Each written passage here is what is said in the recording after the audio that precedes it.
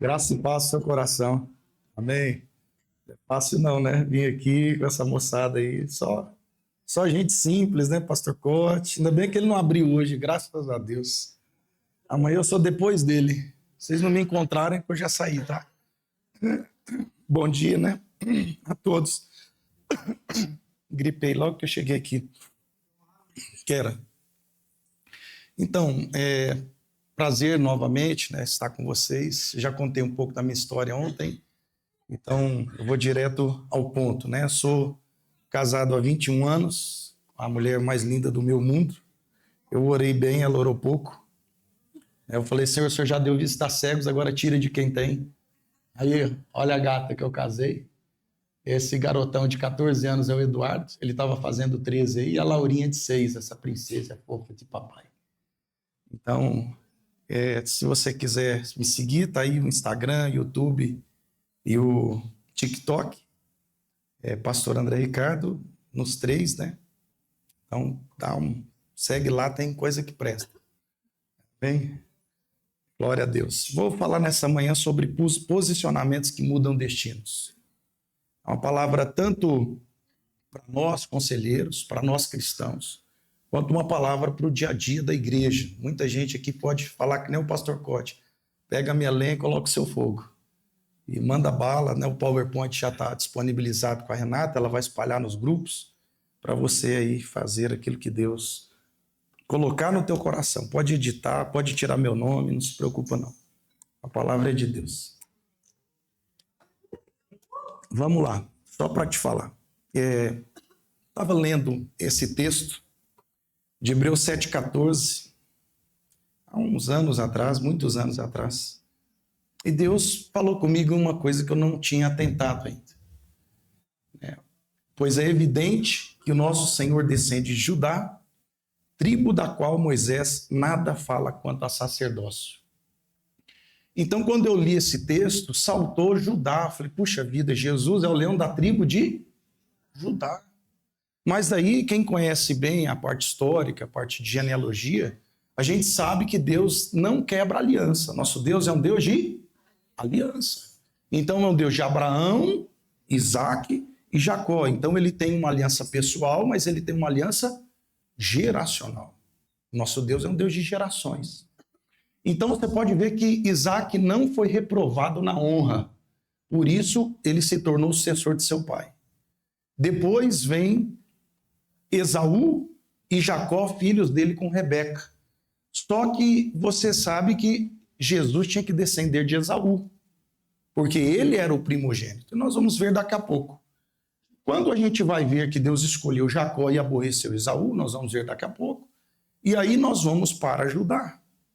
Esaú era algo muito resolvido dentro de mim, porque Hebreus vai falar, vai estar o texto ali escrito, que ele, quando buscou espaço para arrependimento, não encontrou.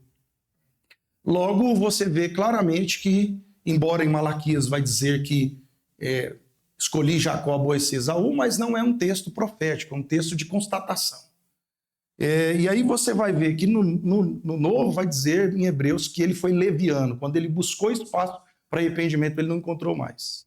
Logo, caiu no colo de Jacó de maneira legítima, mesmo ele enganando. Só que quando você olha para os filhos de Jacó, ele tem 12. E Jesus era para ser o leão da tribo de Rúben.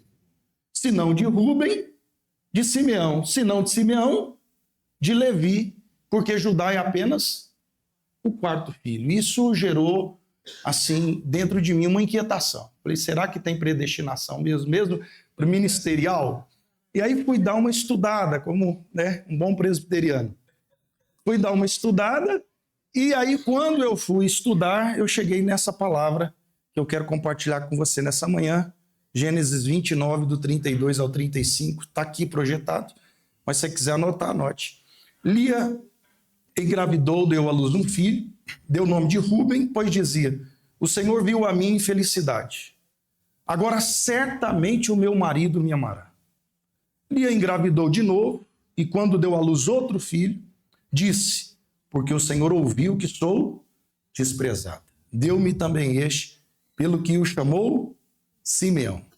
De novo engravidou, quando deu à luz mais um filho, disse: agora, finalmente, meu marido se apegará a mim, porque já lhe dei 3 filhos, por isso deu-lhe o nome de Levi. Engravidou ainda outra vez, e quando deu à luz mais outro filho, disse: desta vez louvarei ao Senhor. Assim deu-lhe o nome de Judá, então parou de ter filhos. Entendendo o contexto um pouco aqui da história, né? Você sabe que Deus é um Deus geracional, como falei, então Isaac agora tem Esaú e Jacó. Você sabe que aqui tem um esquema familiar já. Isaac já era rompido com um meio-irmão chamado Ismael. Vocês sabem a história, 2 mulheres, 2 filhos. Você sabe que Isaac, no aniversário de 15 anos dele, tem uma grande zombaria de Ismael, e chega um ponto de Abraão despedir Agar. Mas Deus fez uma promessa para Ismael também, mas já tinha ali um conflito entre irmãos. Já tinha ali 2 mães com partidos. E um pai no meio dessa briga. E aí você vê que agora Isaac casa com uma única mulher, não tem concubina. Ele quebra um padrão. E ele tem 2 filhos gêmeos. Você sabe que Esaú vai saindo, mas Jacó nasce segurado no pé. E você sabe que o nome está ligado ao caráter de uma pessoa na Bíblia. Ele é profético. Então Esaú é peludo, Jacó enganador, usurpador. E agora você vai ver que eles vão crescendo, mas com esse nome, gente, por mais seja profético, tem uma questão também de o nome gerar uma influência no relacionamento. Se você pensa comigo que meu nome é enganador e eu vou chegar perto de você, já vai proteger a carteira. Prazer, enganador. Você fala, já dá um passo para trás. Então, esse nome gerou um problema. Só que você vai ver que a casa deles tem o partido do pai e o partido da mãe. Você vai ver que o filho do coração de Rebeca é Raquel, perdão. De Rebeca. Mas o filho de Isaac é Esaú, o caçador. O homem do mato, o homem do campo. O outro homem dali de pastar a ovelhinha perto da mãe. E para todo o esquema, que eles prestem bem atenção, quando você vê um filho contra o outro, de maneira direta ou indireta, os pais têm culpa. De maneira direta, um colocou um contra o outro. De maneira indireta, foram omissos em conectar e reconectar os filhos. Da mesma maneira como foi falado ontem que os pais adotivos têm a obrigação de conectar o filho adotivo com os pais biológicos. E agora você vai ver aqui que a gente pouco fala da Rebequinha. Mas ela é um probleminha. Ela é. Porque essa mulher ganharia o Masterchef Brasil. Ela fez um cordeiro parecer uma caça. Quem que preparou a caça para enganar o pai? Quem que ouviu que chegou a hora da primogenitura, da bênção? Filho, chegou a hora. Chegou. Vai lá, pega a ovelha. Eu vou preparar. Então não é um esquema Jacó. É um esquema Jacó-Rebeca.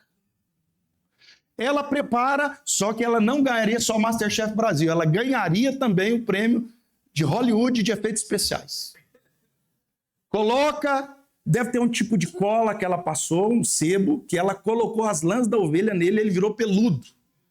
Só que ela falou, esse velhinho já está com catarata. Hoje a gente já sabe que a catarata, né? Porque é uma nuvem, né, nos olhos. E ele não está enxergando direito. Ele deve estar meio moco. Só que ele ouve ainda. E você sabe que todo irmão, principalmente se for o Cote, o irmão dele, tem uma voz muito parecida. E aí você sabe que você engana um pouco. Só com a ruim da audição, só que não engana pelo e nem cheiro. O nariz do Isaac estava muito bom. Então ela coloca a roupa e o pelo. E ele engana o pai, mas não sozinho. Ele engana com a mãe. Então, todo o problema de uma casa, de um irmão estar contra o outro, de maneira ativa ou passiva, direta ou indireta, tem a ver também com o partido do pai e o partido da mãe. E a questão é essa, não pode haver esse partidarismo dentro de casa, nem dentro da igreja, porque esses partidos a gente leva para todos os lugares da nossa vida.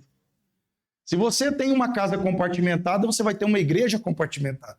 Um discipulado compartimentado. Meu discípulo querido, aquele está excluído. Minha ovelha, meu querido, esse aqui está fora. Então, isso aqui é muito sério. Então, agora, com esse engano, novamente, Rebeca, quando Esaú chega da caça, conseguiu rápido aquele dia. Pai, consegui. Ô, meu filho, você já voltou? Não, mas eu acabei de sair daqui. Você saiu, voltou para de novo? Não, pai, eu só cheguei agora.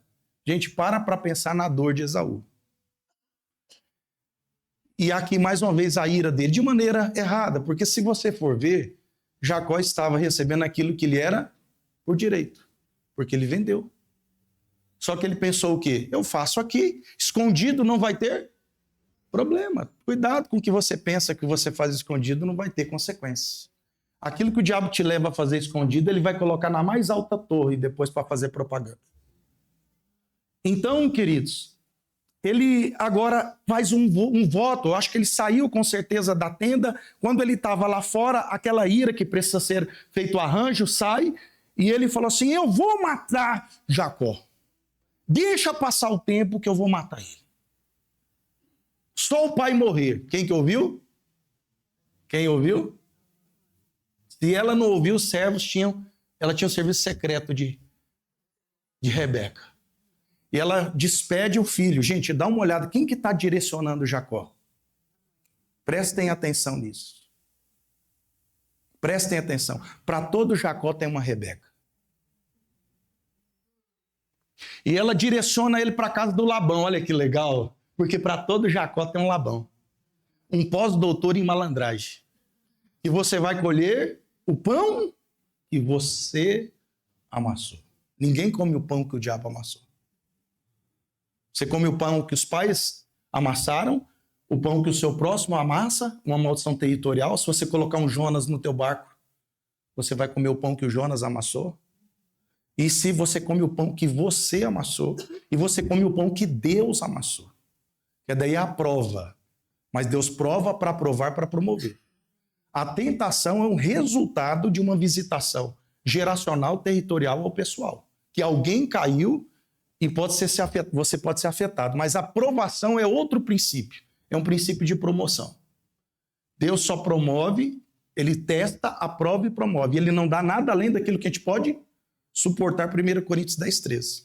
Então agora Jacó está em fuga, ele não está no propósito. Mas Deus usa até as coisas dolorosas, os nossos erros, e ainda Deus é um Deus de aliança que ele fala com ele em Betel, na pedra. Deus renova a aliança com ele. E mesmo nas nossas fugas, Deus vai atrás de nós. E agora, depois de muitos anos ali, você sabe, eu não vou ficar nessa história. Depois de muitos anos na casa de Labão, agora ele se apaixona à primeira vista por Raquel. Ele trabalha 7 anos para casar com ela, um ciclo fechado de obediência. E quando ele vai casar com ela, ele colhe Lia, ou Leia, que era uma boa mulher. Só que o problema é que ele não falou que ia casar com Lia, o Labão. Então foi uma grande surpresa para ele na manhã de núpcias. A Bíblia diz que no outro dia, com certeza ele deve ter tomado uma cajibrina, né? Porque como que o cara não dá um confere na mulher, na noite? Então no outro dia, Labão! Pense esse encontro, que legal. O Labão, Jacó, meu genro querido, senta aí, gente boa. E aí ele pegou e falou assim, você me enganou. Ele falou, não, aqui é minhas regras, aqui a regra da terra é casa primeiro, mas ele falou isso para ele antes. Então ele casou enganado. Nota, ele não casou com a escolha dele. Você entendeu? Você tira uma escolha, o mundo espiritual cobra uma escolha de você. Agora ele vai casar com Lia. Só que o Labão é tão gente boa que antecipou o pagamento da Raquel. Porque ele queria Jacó lá, porque tudo que Jacó colocava a mão, Deus prosperava. Então nota que por mais que você esteja em fuga, a graça de Deus ainda te alcança. Então tem muita gente confundindo a bênção de Deus com a aprovação de Deus. Não confunda isso. Então agora Jacó casa com Lia 7 dias depois, ele fala, cumpre o período das núpcias, que eram 7 dias, e depois de 7 dias já te entrego, Raquel, um pagamento antecipado. Você trabalha mais 7, mas já está casado. E funcionava assim, Israel. Você ficava 7 dias com uma mulher e 7 dias com outra quando tinha 2. Então era uma semana na casa de uma semana na casa da outra. Imagina isso aqui, que legal. Mas pensa comigo, Jacó indo para a casa da Raquel. Amor, querida, cheguei. Jacó saindo da casa de Raquel indo para a casa de Lia. Ô, Lia, trem. Enquanto é só Lia, você está vendo o coração de Lia aí. Ele viu, Deus viu que eu sou desprezado. Gente, o desprezo é algo terrível. Para quem é casado aqui sabe o que é ter um cônjuge que despreza. Uma coisa é lidar com o desprezo de um estranho. Uma coisa é lidar com o desprezo de um amigo. Mas uma coisa é lidar com o desprezo dos pais e dos cônjuges. Porque são figuras fundamentais para a nossa autoaceitação. Então, Lia, agora essa mulher já tem um complexo de inferioridade, provavelmente ela era vesga, a Bíblia diz que ela tinha um problema nos olhos, né? E provavelmente era que ela era vesga, então só tem olhos para você. E realmente ela só tinha olhos para Jacó. Ela estava fixada na sua rejeição, como muitos de nós já estiveram e alguns ainda estão saindo. Em vez de você olhar para o que tem, você olha para o que você não tem. E a imaturidade é isso. A imaturidade é o foco no que faltou. A maturidade é o foco na falta. A maturidade é o foco no que sobrou, no que Deus deixou. O imaturo foca na falta, o que cresce é a falta, ingratidão, murmuração. O maduro foca no que tem, na completude. E ele é completo, não porque tem tudo, mas porque pode todas as coisas. Então ali eu posso tudo, não é posso fazer tudo. O verbo é automatós, governo autônomo de circunstâncias. Então eu posso ter e posso não ter, porque a circunstância ela não me influencia. Que é a mesma coisa que Jesus falou, a minha paz vos dou, não como o mundo vou lá dar. Ela é ultra circunstancial, como Paulo vai dizer em Filipenses 4:4. Alegrai-vos sempre em quem? Outra vez vos digo. Então a nossa alegria, a nossa paz tem que ter um endereço. Qual que tem que ser o endereço da nossa alegria e da nossa paz? E é isso que me estabiliza diante de todas as crises que eu já passei, e não foram poucas, que era saber que tudo coopera para o bem daqueles que amam a Deus. Jesus não prometeu jornada tranquila. Ele prometeu que nós seríamos perseguidos, que nós teríamos aflições, mas as aflições fazem parte da nossa promoção. Então você tem que aprender a abraçar a tua dor. A minha maturidade chegou quando eu aprendi a abraçar a minha dor. Aprendi a abraçar as rejeições e entender que o que você pensa de mim fala mais de você do que de mim. Quem tem que saber se chama projeção. Quem tem que saber quem eu sou é Deus e eu. Quando eu não sei quem eu sou refém do que o outro pensa de mim. Então agora essa mulher refém de Jacó, ela está transferindo todo o desprezo dela, a rejeição, e uma cura para quem? Perdão, Eurípides. Eu não sou igual a vocês que ministra parada, eu não consigo. Então o que acontece? Essa rejeição, ela coloca toda a perspectiva de mudança dela em quem? Agora eu combinei já com ele, eu estou parado. Coloca em quem? Ela colocou em quem, gente? Em Jacó. Eu vou ser feliz quando o meu marido me aceitar. Talvez muitos aqui ainda estão nesse esquema. Querendo ser feliz em alguém ou em alguma coisa. Isso é idolatria. Idolatria não é adoração de imagem de escultura, é tudo que ocupa o lugar de Deus no nosso coração. Então é muito importante você entender isso. Agora, se não tivermos estado de consciência e ressignificar a história dos nossos pais, isso vai nos afetar. Olha o padrão repetindo. Isaac dividido com Ismael, Esaú dividido com Jacó, e agora 12 filhos divididos. Olha a situação de padrão de repetição na lei da herança. Então, testemunho, né, um testemunho aqui de um rapaz que eu atendi, que ele descompensava com atraso. Uma vez eu fui estava numa clínica, ele era evangélico, eu conhecia ele, era um colega, amigo não, que amigo é íntimo. Mas ele estava muito irado por um atraso de uma pessoa que combinou de encontrá-lo lá. Eu falei, cara, me conta aí, a gente tem tempo mesmo? Conta para mim aí, onde é que você Onde você nasceu? Quem são seus pais? Fui fazer um mapeamento sem ele saber. Aí falou, nasci em tal lugar, tal, vim pra cá. Aí, chegou em 6 anos, o pai divorciou da mãe. Eu suspeitava que era isso. Sempre está nos pais. O Eurípides não está errado. E aí ele falou assim, com 6 anos divorciou meu pai da minha mãe. E eu ficou com a mãe e o pai ia buscar ele na sexta-feira, guarda compartilhada. O que acontecia? A esperança que se retarda adoece o coração. Provérbios 13:12. A alegria suprida é a árvore da vida. Gente, os primeiros deuses da criança são os pais. E se eu aprendo a confiar em Deus, é porque o meu pai era um homem confiável. Tem que prometer e tem que cumprir. Não dá. É sim, sim. O que passar disso é a concorrência. Então esse garoto sentava, ele ficava arrumadinho, sentado no meio-fio. E quando o pai dava 7 da noite, era 6 o horário. 7, 8, às vezes ele não ia naquele dia, chegava bêbado, a mãe não deixava. Ia no outro dia, ele levava para casa quando chegava lá. Ele ficava, às vezes, transando com a namorada, tendo relações sexuais no outro quarto, e o menino com bolacha e pão na sala. Então não era só o atraso, era uma rejeição ainda presente quando o pai levava. Então é aquilo que a gente fala, não basta ter o papel não basta ter o nome de pai, mas tem que ter a função, o papel de pai.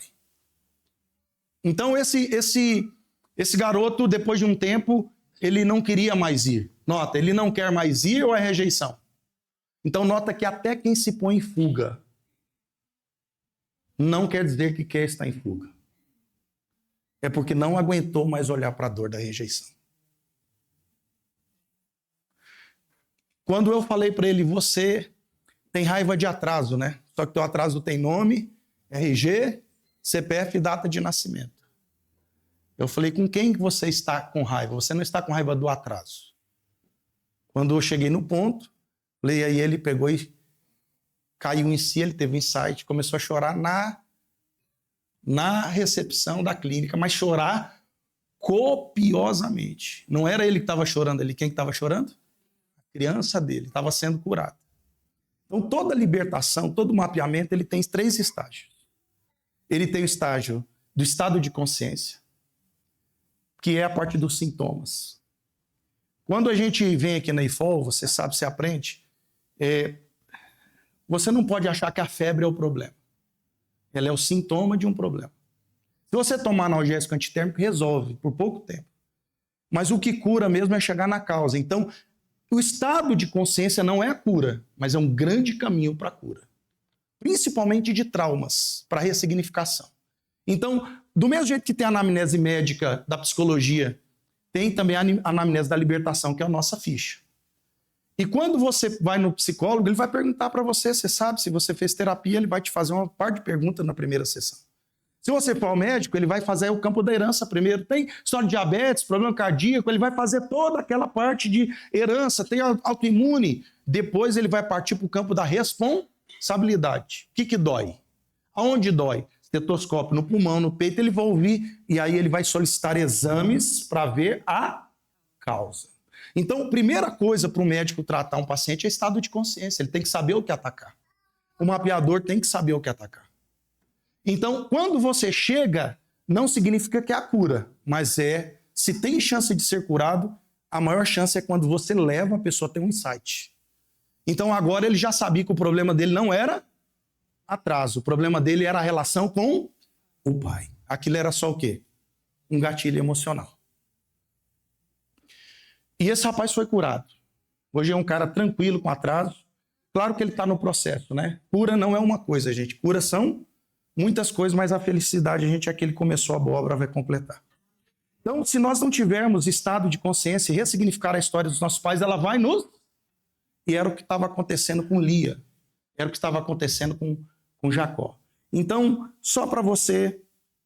É isso que eu quero trazer aqui para você. Os esquemas de Satanás através da lei da herança.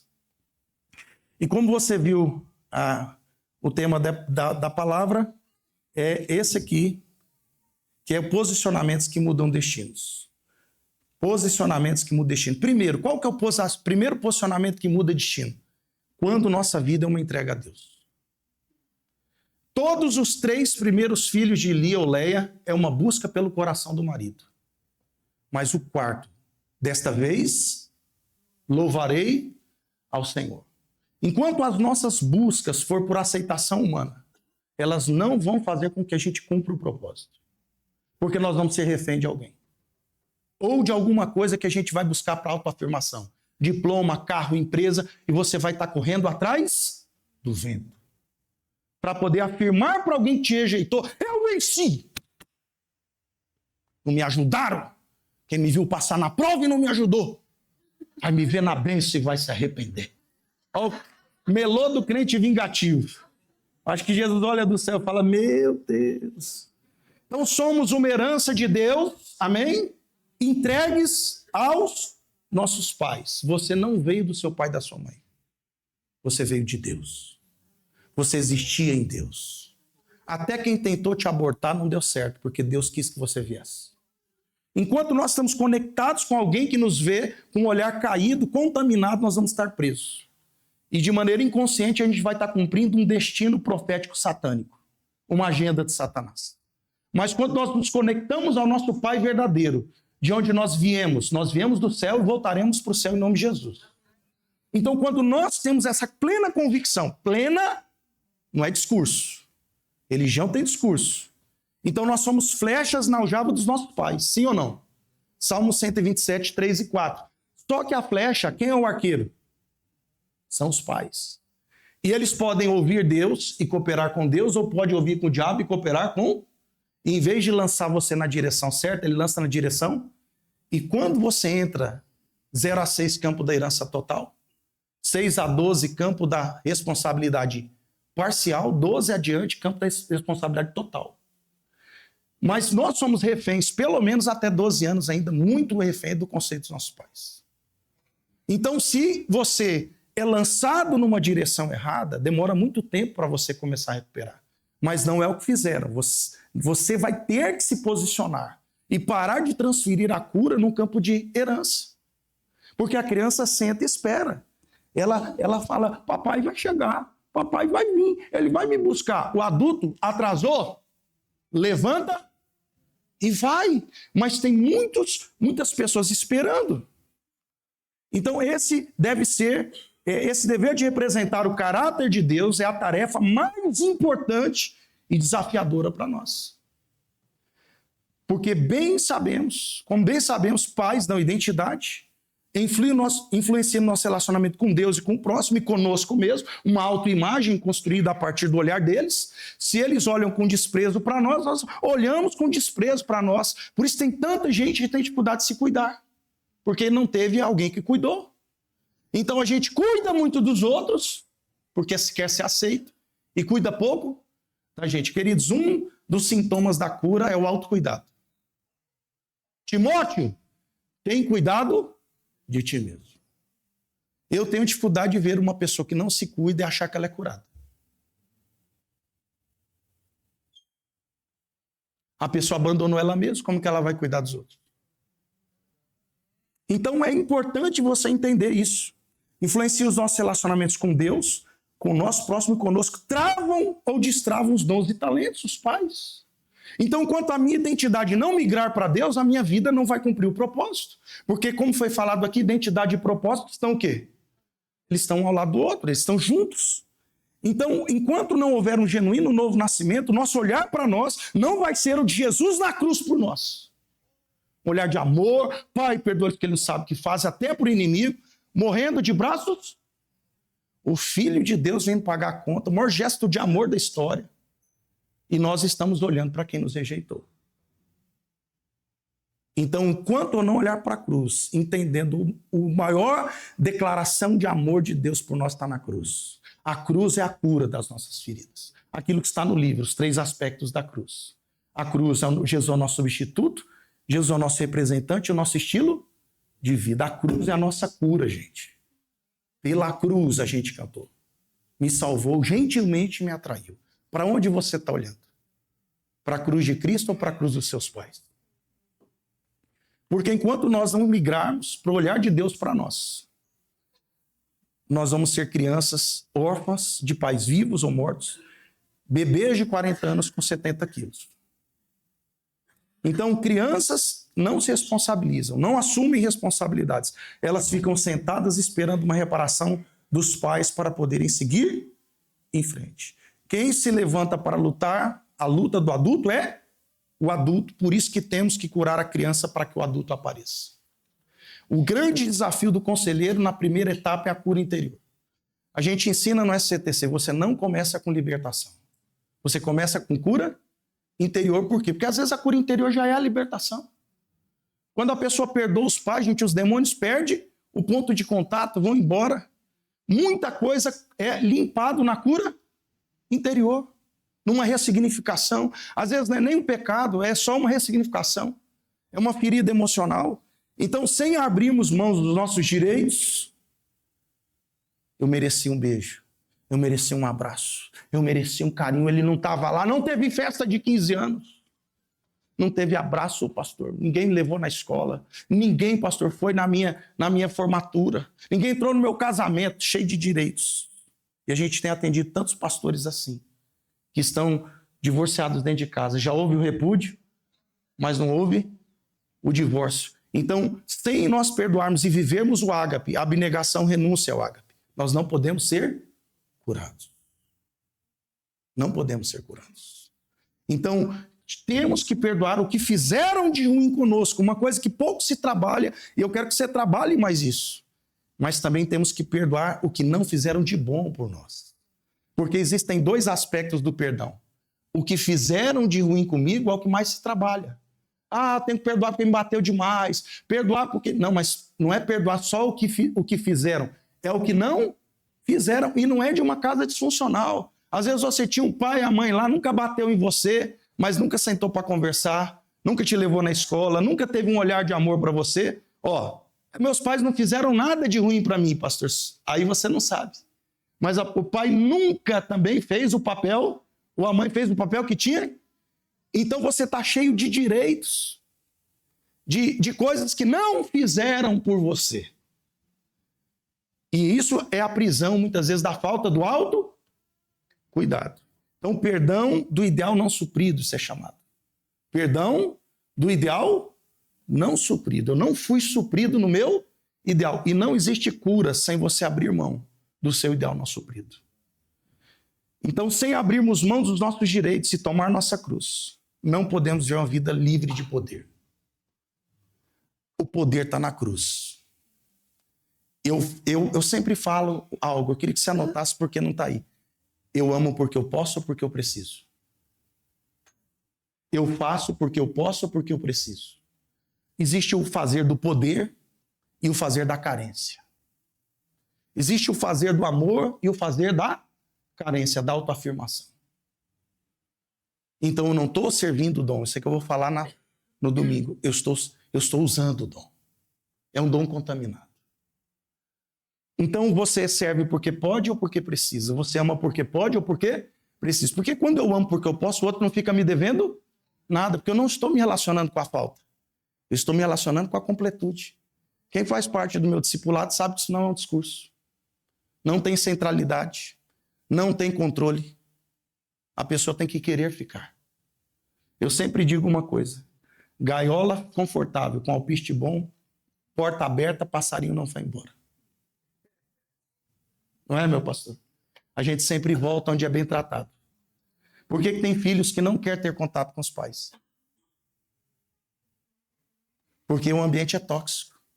Não tem, eu fiz o filho para lançar, eu fiz o filho para ficar aqui, para ficar casado comigo e para estar aqui suprindo as minhas carências. Então, já na lei da responsabilidade, Deus conta com o nosso posicionamento e quebrantamento. Como diz Jean Paul Sartre, um filósofo ateu, mas também tem Deus nele, mesmo que ele não crê em Deus. Não é o que fizeram conosco, mas é o que nós vamos fazer com o que fizeram. Isso é uma frase de lei de responsabilidade. É o que Deus trabalha em Ezequiel 18. Pai bom, filho ruim, neto bom. O que Deus está dizendo ali? Existe uma maldição, mas ela não é uma obrigação. Ela só vai ter continuidade se você não se posicionar. Então, maldição existe, mas ela não é uma obrigação. E não existe doente para sempre e nem sarado para sempre. Você pode ser um ímpio que se torna bom e um bom que se torna ímpio. E, gente, quem está falando aqui não é o pastor Cote nem eu, é Deus. Então, Deus, eu posso fazer um juízo errado. Não, é um homem de Deus, uma mulher de Deus. Deus olha o coração. Então, se Deus está falando que ímpio se torna justo e justo se torna ímpio, então uma vez salvo, sempre salvo? Uma vez filho, sempre filho, se a gente não tomar cuidado? Porque filho é aquele que cumpre a vontade do Pai, João 15. Vós sereis meus discípulos, meus filhos, se fizer a minha vontade. Então, a voz que você ouve é a sua paternidade. Eu não preciso. Então, entenda, até o que eu não tenho culpa. Qual que é a maior frase que a gente encontra em atendimento? Pastor, eu não tive culpa. Tá, você não teve culpa, mas ainda tem responsabilidade. Porque quando você usa essa frase, você está dizendo que você está sentado esperando alguém te resgatar. E às vezes a gente está buscando um resgate num Jacó. A gente está buscando um resgate nos filhos. Filhos não é a sua vida. Eu não vejo a hora dos meus ir embora. O pastor Cote está vivendo, acho que um dos melhores momentos da vida dele. Oh, aleluia. O pastor, meus filhos crescem, o pai está doido para lançar vocês. Vaza. Porque o papel dos pais é se tornar desnecessário na vida dos filhos.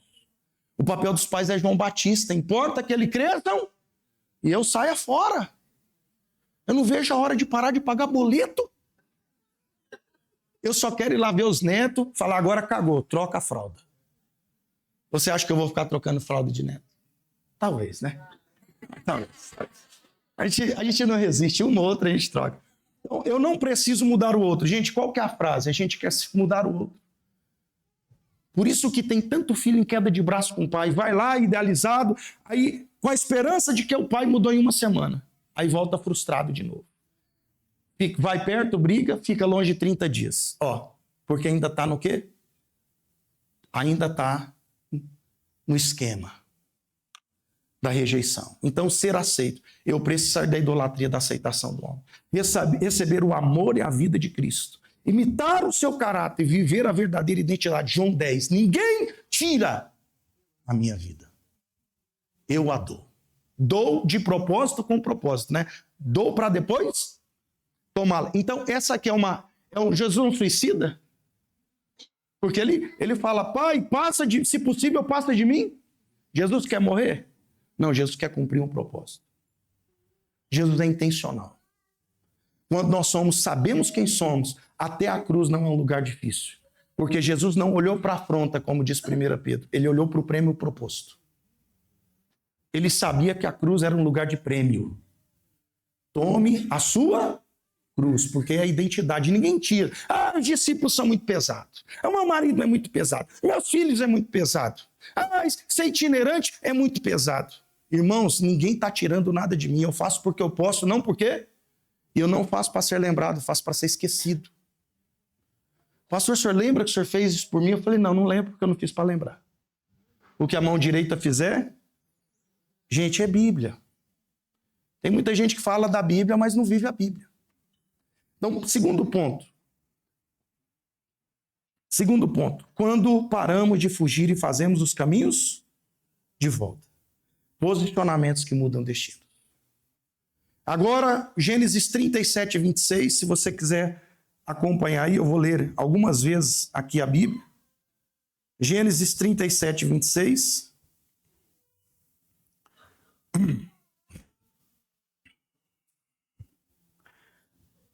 Judá disse então a seus irmãos, que ganharemos se matarmos o nosso irmão e escondermos o seu sangue? Mostra aqui em Gênesis 37, 26, que a ideia de vender José como escravo para o Egito foi de Judá. Foi de quem? De Judá. Vocês sabem toda a história. Está aí em Gênesis 37. Se você puder abrir Gênesis 37, verso 1. 2. Esta história, verso 2, 37, 2. Esta é a história da família de Jacó. Quando José tinha 17 anos, pastoreava os rebanhos com seus irmãos, ajudava os filhos de Bila, os filhos de Zilfa, mulheres de seu pai, contava ao pai a má fama deles. Ora, Israel gostava mais de José do que qualquer outro filho, porque ele havia nascido em sua velhice, por isso mandou fazer para ele uma túnica longa. Quando seus irmãos viram que o pai gostava mais dele do que qualquer outro filho, odiaram-no e não conseguiam falar com ele amigavelmente. Então, aqui você vai ver que essa rejeição do pai à mãe, a eles, ficou muito pior, muito mais potencializada quando nasce o filho da mulher amada. Porque agora não é só a mulher que é rejeitada, a mãe, e os filhos por consequência, porque ele não desejou aqueles filhos. Agora nasce os filhos de Raquel, nasce José, e depois vai nascer Benjamim. Você sabe que Raquel morre no parto por causa da maldição de Jacó. Quem roubou a imagem do ídolo do pai, morra. O poder da palavra, ou o poder da desobediência. Uma hora a maldição te encontra se você não quebrantar. Deus dá tempo ao arrependimento, né? Então, todo filho ferido, de forma inconsciente e satânica, de forma o que, gente?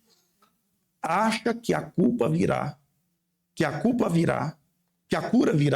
quando ferir seus pais, fazendo sofrer para eles, para que os pais vejam como eles sofrem e sintam-se mal pelo que causaram e com a esperança de que mudem os pais a partir da dor dos pais, de fazê-los sofrer. Só que isso é rebelião. O que os filhos queriam fazer com o pai? Ah, você amou José a vida inteira? Ele que é o filho amado? Quem que eles têm um problema com José? Eles têm um problema com a rejeição do pai. Então, no fundo, eles só queriam ser amados e acham que a melhor maneira para isso é eliminar a concorrência. Foi o mesmo pensamento de Caim. Vou matar Abel, que Deus vai ter que me amar. Só sobra eu quero ver. Irmão, você pode ser o último ser humano da terra. Deus não é carente. Deus não aceita pessoas, Deus aceita princípios. Deus não é um Deus de pessoas, Deus é um Deus de princípios e propósitos. Deus não faz acepção de pessoas, mas faz de comportamento. Deus não tem filho favorito, mas tem filho íntimo. Então é importante a gente ressignificar esse olhar dos pais, porque muitas vezes esse olhar dos pais da predileção está presente na nossa vida, na nossa dinâmica de ministério, na nossa dinâmica de amizade. E claro que a gente tem pessoas que são muito mais importantes, a gente tem mais afinidade, como disse o próprio pastor Cote aqui, e não dá para ser amigo de todo mundo do mesmo nível, porque o outro não pagou o preço que o outro lá pagou para andar com ele, que acreditou talvez no começo, e afinidade, né? Por exemplo, o JB, a gente vê claramente que o JB é um amigo íntimo do pastor Cote. E o JB, né, é meio autista, né, o pastor? Cote! É diferente, ele é muito inteligente, os dois combinam por isso. Os dois combinam uma língua que só eles falam. Por telepatia, porque se eu ficar perto dos dois, eu vou falar, Senhor, o que esses caras estão falando mesmo? Então, então Gênesis 37, 4 e 11 deixa isso evidenciado, gente. Ó, eles sentem ciúmes de José, porque ele é o filho amado da mulher amada. É uma dupla rejeição, a mãe deles e a eles. Eles só não podem matar a Raquel, mas eles podem ferir José. Olha, aqui tem vários erros. O pai manda o caçula supervisionar os mais velhos. O pai faz a túnica talar para o mais novo, para o 10º, quando tinha que ser feito para quem? Para o Rúben. Está tudo invertido. O pai vê uma desconexão clara entre as famílias, mas ele é passivo. Irmãos, eu gosto da Bíblia, porque a Bíblia não esconde podre de ninguém. Então, o problema da ferida, da rejeição, o 37,4 ali e 11, ciúmes não é de uma pessoa em si, nem dos seus dons, mas é do lugar que essa pessoa ocupa no coração de alguém que ela queria ocupar. Por exemplo, começa a ter uma proximidade com o pai, que é o Cote, que é a figura paterna da base. Aí alguém que eu gosto dele, tenho admiração por ele, aí começa a chegar alguém aqui, eu já começo a perseguir. Eu já começo a tentar criar uma barreira. Gente, eu odeio isso. Quem caminha comigo sabe, eu odeio isso. Porque Deus não faz acepção de pessoas. E a gente tem que entender o que o Maurício pregou hoje. Nós estamos morrendo. O nosso compromisso é com a próxima geração, não é conosco. Então, muitas vezes, nós vimos que a pessoa... Não sei o que eu vou falar no domingo, já estou dando spoiler. A pessoa está usando o dom, ela não está servindo. É a carência dela. Vou bloquear o Cote, ninguém chega perto dele. Já dá uma rasteira. Ei, o que você quer? Por isso que tem gente que foge. Eu não sou dos que fogem. O pecado que fuja. O mal que saia. A luz tem que prevalecer sobre as trevas. Irmãos, toda pessoa que quer exercer controle vai perder a herança. Mas toda pessoa que serve o dom vai manter aquilo que Deus entregou. Então, o problema da ferida da rejeição é que ela te leva ao pecado. E ela só aumenta porque você vai tentar tampar um buraco abrindo um outro maior. Olha lá, o Judá agora dá ideia para vender o José como escravo. Rubem aqui, ele tenta, quando falam em matar, ele fala, não vou jogar na cisterna, lembra? Já, meu Deus do céu. 9:35. Então, assim, quando você... Não, eu sei, mas é porque eu coloquei um pouco antes. Ele colocou na cisterna porque ele queria tirar o José de lá e devolver para o pai. Mas aqui, nesse texto, nesse momento da história, Rubem já tinha tido relações sexuais com Bila. Quem que Rubem queria ferir? Por que não Zilpa, que era muito mais fácil ter relações com Zilpa do que com Bila? Porque ele ia ferir a mãe também. E a ferida, ele só quer ferir quem? O pai. Quem é o único filho amado de pai e mãe? José é o filho saudável. Ele tem convicção do amor. É um filho que tem uma fé em Deus muito maior. É um filho que sabe suportar dor porque sabe que é ser amado. Irmãos, vocês sabem por que a gente consegue existir em justiça e prisão?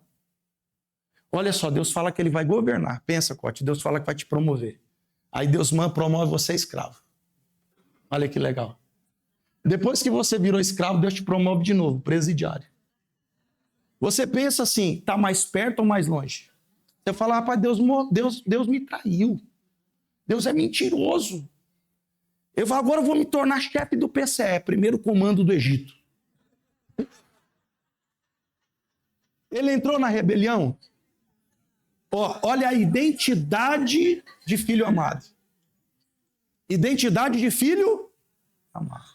Por que podia ser ele e não podia ser os outros 10? Nenhum dos outros 10 suportaria a rejeição.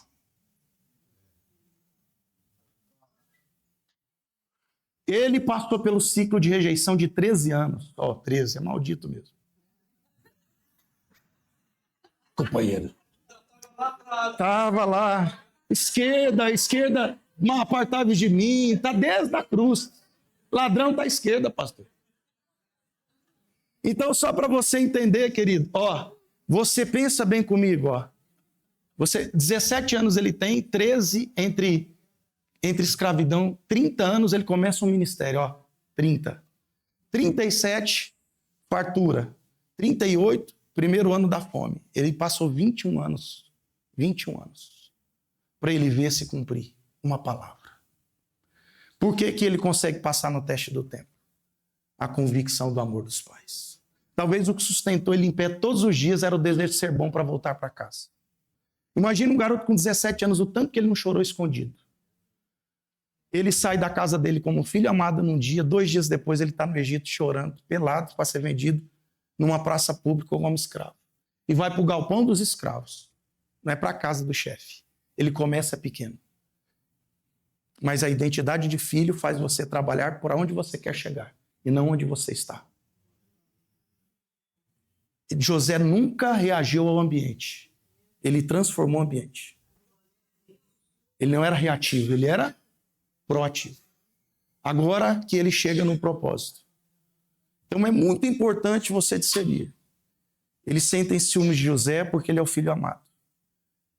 O problema da ferida, da rejeição, é que ela te leva a sempre abrir outro buraco. A cura sempre estará na verdade, em enfrentar nossas feridas, dores e pecados mais dolorosos que sejam. Quando não as enfrentamos, fugimos e o estrago só aumenta. Então, estado de consciência, que pode ser ressignificação e, num segundo momento, arrependimento, cirurgia e depois reeducação moral, fisioterapia. Esse é o processo. Agora, você vai ver que quando não enfrentamos, o mal aumenta, Judá perde os 2 filhos e a esposa. Por quê? Porque lá no 37, nós vamos ver daqui a pouco, Judá perdeu 2 filhos, a esposa, os filhos mortos pela rebelião contra Deus. A esposa, de forma prematura, morre, talvez até de desgosto. Então Judá agora se vê obrigado a voltar onde caiu. Mas não basta voltarmos. Temos que assumir uma posição de quebrantamento, humilhação, enfrentar o passado. Ele só voltou, mas não enfrentou as pendências. Quanto mais demoramos nesta etapa de enfrentarmos as pendências, em frente. Colocar em frente o que ficou para trás. Enquanto nós não fizermos isso, nós vamos retardar o agir da graça e do propósito de Deus para nós. E podendo ser tarde, buscar o Senhor enquanto, invocar enquanto, lá em 2 Coríntios 10:6, até que a vossa obediência seja completa. Então nós temos que ter um ciclo de obediência completa na reprovação. Então, quando nós retornamos a uma posição de responsabilidade, terceiro posicionamento que muda o destino. Notem, ele está falando com o pai, é Judá. Lá no 43, verso 3 e 8, você vai ver que eles vão ao Egito, compram um pouco de mantimento, voltam, e depois acaba de novo. Ele prendeu Simeão lá, lembra que José fala que eles são espias? E prende Simeão. Por que ele prendeu Simeão? Porque ele achava que Rúben ainda era o primogênito. Só que Rúben já tinha perdido o direito de primogenitura. Você nunca desonra o primogênito. Então ele prendeu quem? O segundo. Se ele soubesse que ele tinha perdido, ele tinha prendido o terceiro. Se ele soubesse que o terceiro, ele tinha prendido Judá. Só para você entender que nesse texto aqui, já Rúben teve relações sexuais com Bila, perdeu o direito de primogênito, e Simeão e Levi quebra aquela aliança com siquemitas, com Siquém. Eles já estavam dentro da aliança da circuncisão, eles vão lá, faz aquele estrago, mata geral, aleja os bois, cortando os tendões, e agora, num dia só, Jesus deixou de ser leão da tribo de Simeão e Levi. Jesus não é de Rúben, porque ele teve relações sexuais com Bila, desonrando o pai. Simeão e Levi desonrou o pai. Olha a honra aos pais, como protege o teu futuro, e a rebelião rouba a tua herança. Agora caiu no colo de Judá, só que o próprio pai não sabe que os 10 foram desonrosos. Mas então quem está conversando agora? Deixa o menino ir conosco, Benjamim. Quem que está falando? Pode ler o texto. A Bíblia é um livro de muitos detalhes, tem que prestar muita atenção que ela é intencional. Então não é mais Rúben que conversa, não é Simeão e nem Levi. Quem que é? Mas aonde Judá está reprovado? Quem que deu a ideia de vender? Então Benjamim é uma figura de José. Benjamim é uma figura de José. Então, quem está falando é Judá. Eles já haviam perdido o direito de primogenitura, né? Quantos estão perdendo a bênção da primogenitura e a salvação por não discernirem a raiz da ferida? E o aconselhamento é a chave para reconciliar e salvar gerações. E quarto, posicionamentos que mudam o destino quando nós alcançamos um ciclo de obediência completa na área da reprovação. Gênesis 44, 18 ao 32. Abra aí comigo, eu quero que você leia. Esse texto é muito, muito importante. Eu pulei bastante coisa aqui porque não tem tempo. Essa palavra é uma palavra, se fosse ministrar ela, era uma hora e meia, mais ou menos. Então Judá dirigiu-se a ele dizendo: por favor, meu senhor. Nesse caso aqui, eles já voltaram, compraram o mantimento segunda vez. Eles já resgataram Simeão. Nota que o pai não estava nem aí para Simeão. Ele só deixou levar Benjamim porque não tinha jeito. Ia morrer todo mundo. Senão Simeão ia estar até hoje a caveira dele lá, na cadeia. Está claro que o pai não se importa com quem? Já morreu o José na cabeça dele e já morreu a mulher. Só sobrou quem como símbolo do amor? Gente, olha o perigo de nós não termos um propósito além dos filhos. A gente coloca todo mundo aqui, não sai. E não é mulher, viu? A gente gosta de dizer que mãe que segura. Quem está segurando o Benja aqui? Por isso que às vezes Deus fala: sai do meio da tua terra, vai para longe. Porque, irmãos, tem hora que a gente tem que ir lá para a terra para a terra do inimigo, lembrando, toda hora. Agora deu 9h40. Eu vou passar um pouquinho, tá, pastor? Um pouquinho. Então, o que acontece? Quando você... Deus tirou Judá... presta bem atenção nisso. Deus tirou Judá da terra dele. Você entendeu que Judá foi o único filho que saiu de casa? Porque ele deu a ideia de vender José. Ele não aguentou ver a dor do pai. Quando ele viu o pai entrando em depressão, hoje em dia seria chamado de depressão, chorar copiosamente sem querer ser consolado. Todos os outros filhos eram culpados. Mas quem que deu a ideia? Então ele estava muito mais preso naquilo. Para ele não ver a tristeza do pai, o que ele fez? Fugiu. Nota que muitas vezes as nossas saídas não é propósito, é fuga. Cuidado para a tua saída não ser fuga. Por isso que o Cote sempre fala, Deus só tira você quando a coisa está boa. Pergunta se eu queria vir para cá. Falei, Deus, está tão bom aqui, eu gosto tanto do povo, gosto da terra. Ciclos, aí o senhor postou aquela palavra, ciclos, círculos e circuitos. Eu falei, meu Deus, até aqui ele me discipula. Fechou um ciclo. Não significa que eu vou abandonar o Acre, Rondônia.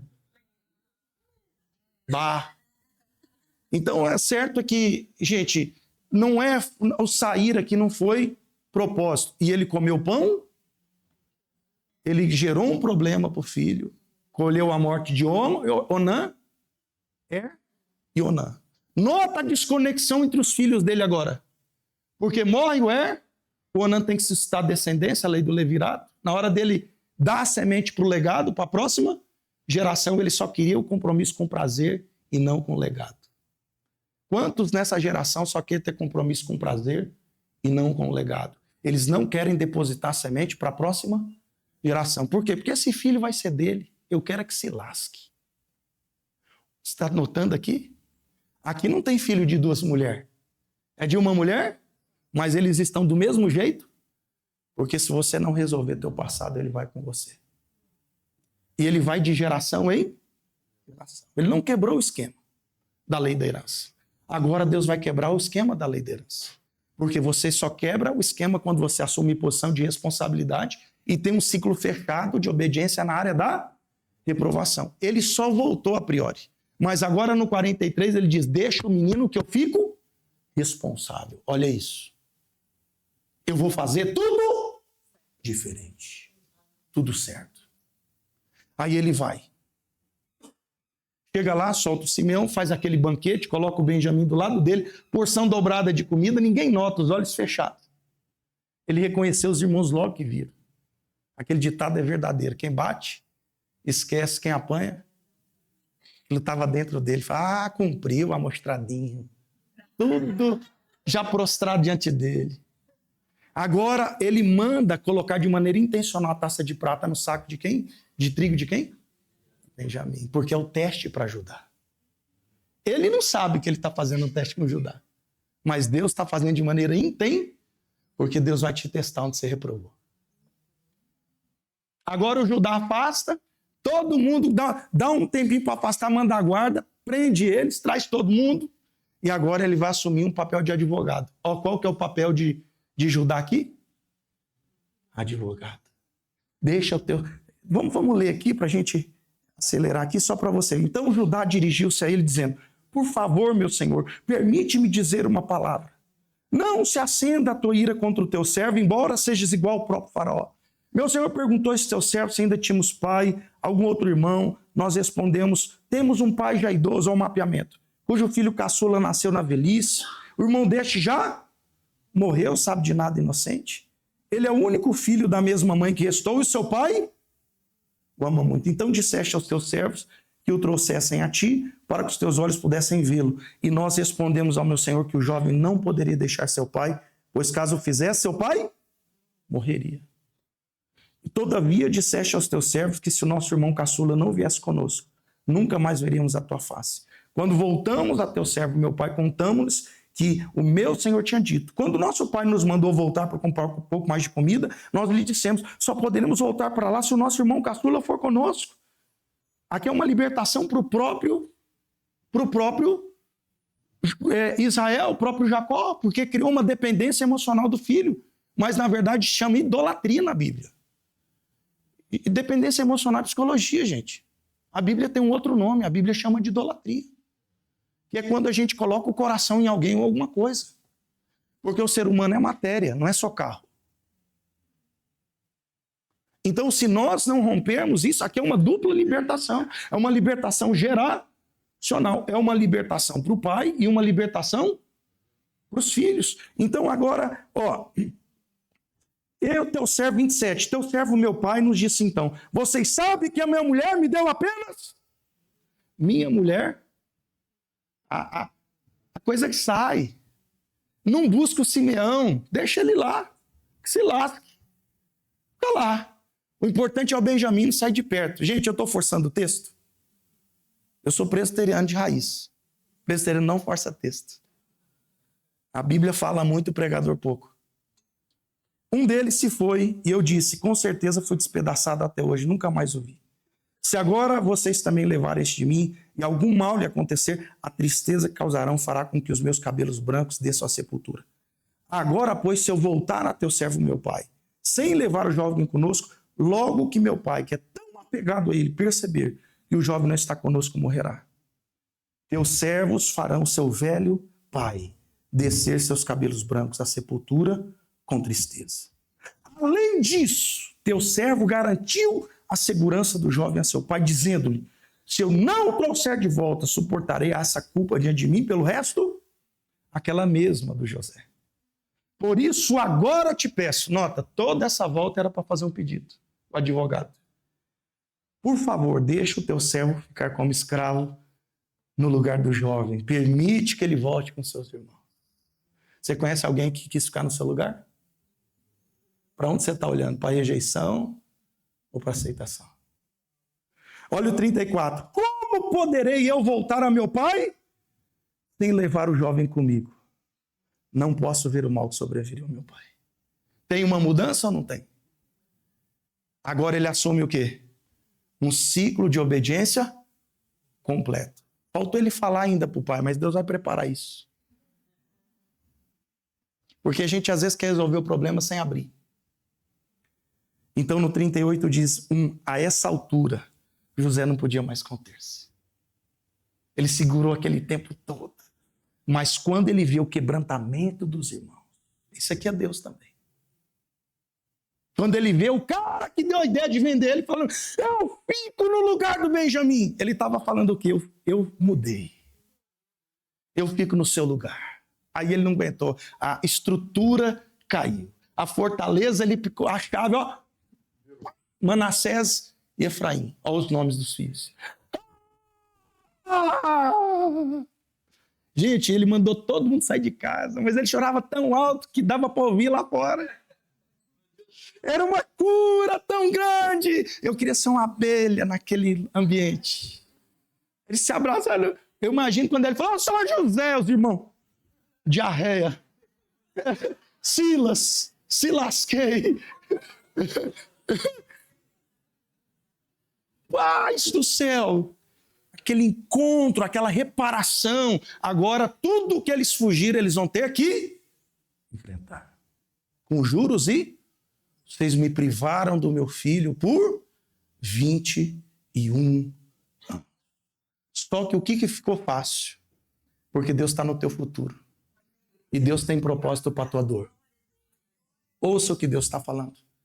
Deus tem propósito para a tua dor. Deus quer fazer a sua dor virar cura para essa geração. Então, já lá em Gênesis 45, 25, José disse, foi para esse dia que Deus me fez. Eu precisava sofrer. Eu precisava vir na frente. E qual que era o único que tinha estrutura? Então, Deus não promove pessoas, Deus promove propósitos. O fato de eu estar aqui hoje não tem a ver comigo. Tem a ver com nós. Deus não é pai meu. Deus é pai nosso. Eu nunca pensei estar aqui. Jamais, eu nunca tive intenção, nem acreditava. Quando o Cote me convidou, eu falei, meu Deus, o Cote está doido hoje. Hoje ele não está bem. Eu pensei, será que é um hacker que entrou no celular dele, que já tinha tido um cara de novo, que é um miserável de novo, me enganando? Mas aí Deus falou, não, filho, eu não preciso... O Acre, quantos amigos meus falou para mim?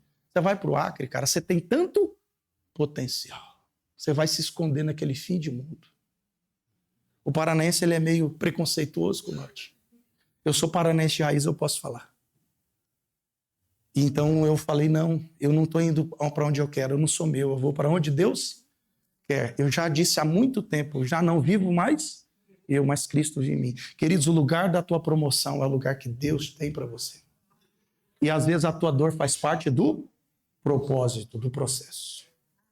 Então você pode estar escondido na cadeia, Deus vai colocar você no palácio. Quando você está na obediência. Então o lugar da promoção não é uma geografia, é a obediência. Amém? Para a gente encerrar aqui. Então José armou essa arapuca para os irmãos. Para surpresa de José, eles voltaram. Eu fico no lugar do menino. O arrependimento transforma, muda decretos, podendo criar um legado de bênçãos perpétuas. Para a gente encerrar, eu quero ler com você Gênesis 49, do 8 ao 12. Judá, agora é a bênção para Judá. Se você ler o 49, do 1 ao 7, ele fala primeiro de Rúben, depois ele fala de Simeão e Levi juntos, são o único que ele fala junto, por causa da desobediência dos dois, entraram no mesmo pacote. Não foram nem separados.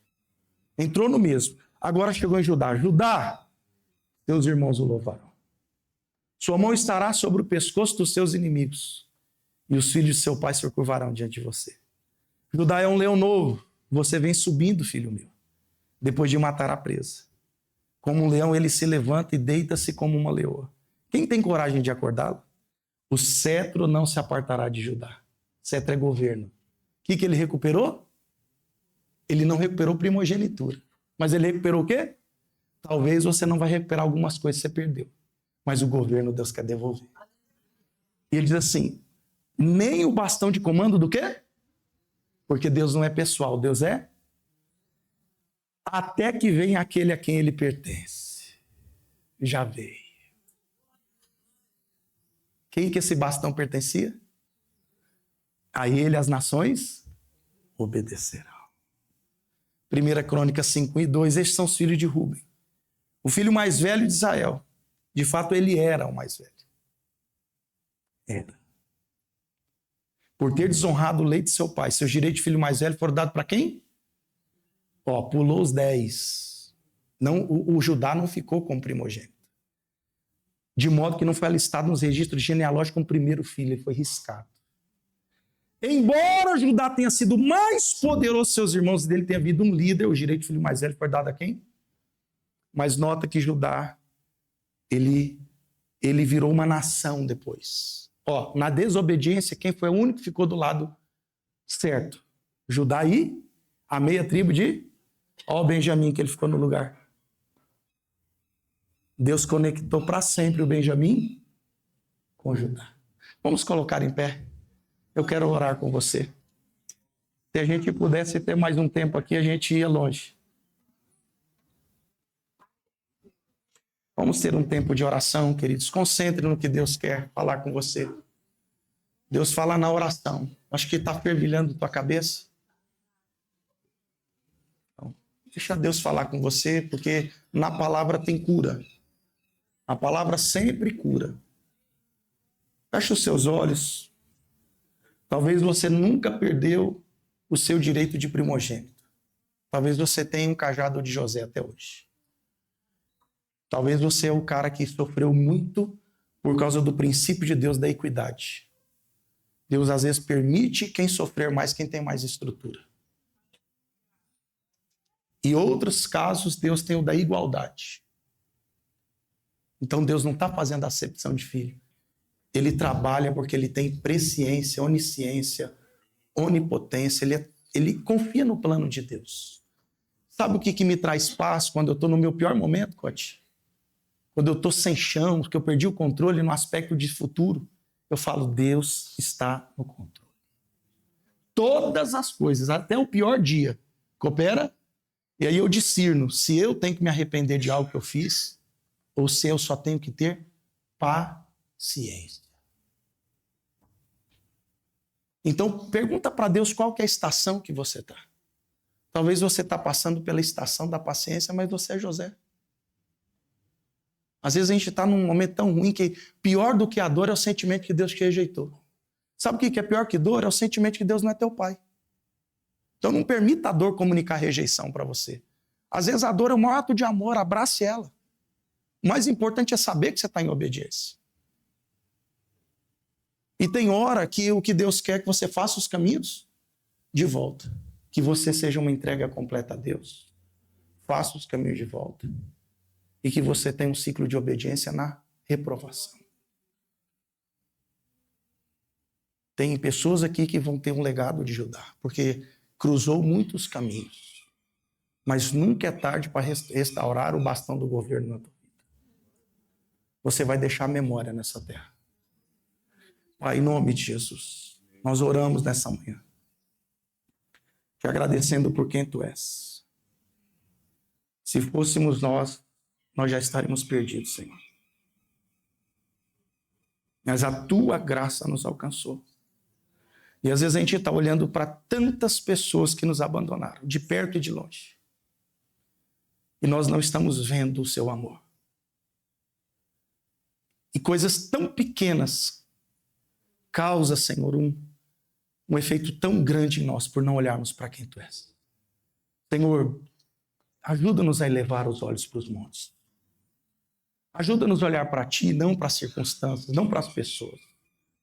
Ajuda-nos a entender que o Senhor às vezes tem propósito na nossa dor, que ela faz parte do teu projeto para nós e que muitas vezes a promoção está na dor. O nome sobre todo nome vai vir da dor, que não existe glorificação sem crucificação. Muito grato, Senhor, por tudo que o Senhor fez por nós. Eu quero exaltar o teu nome por cada vida preciosa que está aqui, que tem se entregado para cumprir o teu propósito, para fazer a diferença nessa geração. E que a gente consiga, Senhor, passar um bastão de comando. A gente não segure, não retenha. E que a gente cumpra o chamado, Senhor. Nos dê um coração de José. Nos dê um coração que é transformado. Até mesmo, Senhor, um Judá que reconhece, um Jacó que desapega. O Senhor é o Deus que alinha os caídos. O Senhor é o Deus que recupera os Pedros. Nunca vai acontecer um Pedro sem um Jesus na vida de um Simão.